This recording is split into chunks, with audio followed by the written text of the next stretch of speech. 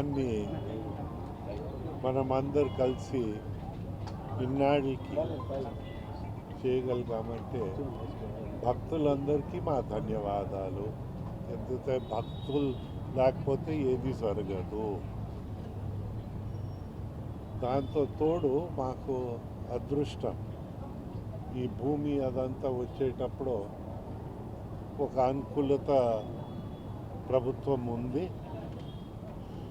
కొన్నాళ్ళు ఒక ఇబ్బంది వచ్చింది అందరికీ. తర్వాత అట్లీస్ట్ మనము మంచి అనుకూలతమైన ప్రభుత్వాన్ని ప్రజలు ప్రసాదించారు కనుక భక్తుల కోరిక నిలబెట్టగలిగాము. ఒక విధంగా సంతృప్తిగా ఉంది. నా అభిప్రాయంలో ఏ ప్రభుత్వం ఉన్నా క్యాటలిస్టు, అది ఒక క్యాటలిస్ట్ రియాక్షన్. మంచిని ప్రోత్సహించితే మంచి జరుగుతుంది.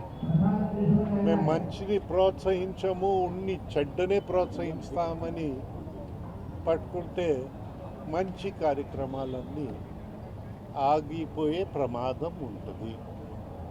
అయితే ఎవరిని మనం ద్వేషించము.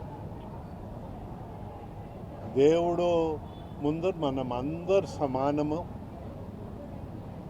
మనకి ఎప్పుడో ప్రార్థించాను ఇక్కడ, మాకు బిజినెస్ చేసి అన్ని అడ్డు వస్తా ఉంటే ఆ అమ్మగారి పైన ఒక పెద్ద భారం పెట్టాము. ఆ రోజు అమ్మ,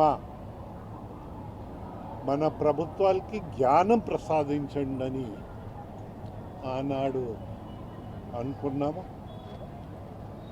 అయితే మా భక్తుల కోరికలు ఆ అమ్మవారు తీర్చింది.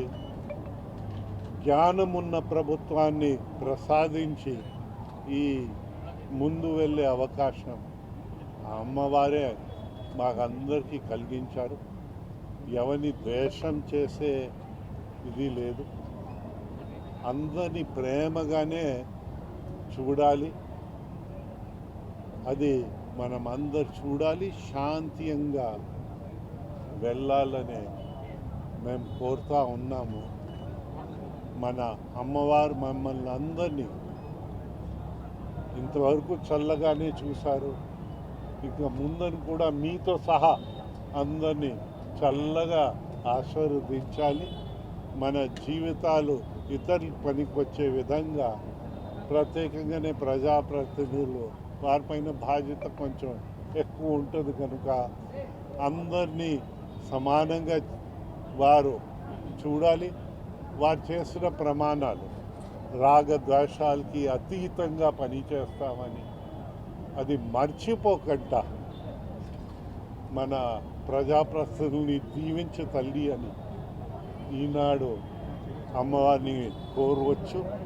అలాగా మమ్మల్ని అందరినీ ప్రశాంతంగా, శాంతియుతంగా ముందు నడిపి మన దేశాన్ని, మన రాష్ట్రాన్ని, మన ప్రాంతాన్ని చల్లగా చూడాలని నేను ప్రార్థిస్తూ ఉన్నాను. మిమ్మల్ని కూడా చల్లగా చూడాలని నేను ప్రార్థిస్తూ ఉన్నాను. ఈ కార్యక్రమానికి సహకరించిన ప్రతి అధికారిని కూడా నా ధన్యవాదాలు తెలుపుకుంటా ఉన్నాము. వారిలో కూడా, అధికారులు కూడా భక్తులు ఉంటారు. సహకరించిన ప్రతి ఒక్కరికి కూడా మా ధన్యవాదాలు తెలుపుకుంటా ఉన్నాం. అయితే నాకు ఒక వ్యక్తిగతంగా ఒక లాభము అనుకోకుండా కలిగింది.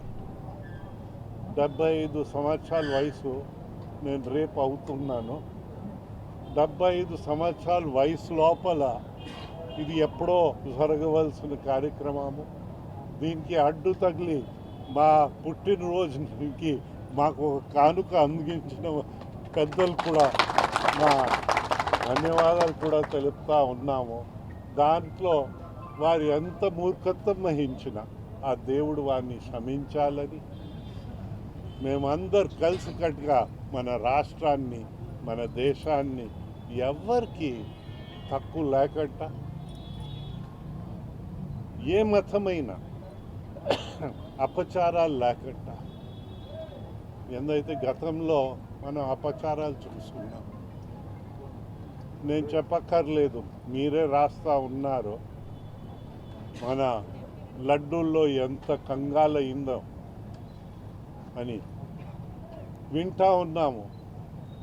జంతుకో లేదని కొందరు మూర్ఖులు, రసాయనాలే ఉన్నాయని, ఇలాగా వారికి కొందరు ఉన్నారు.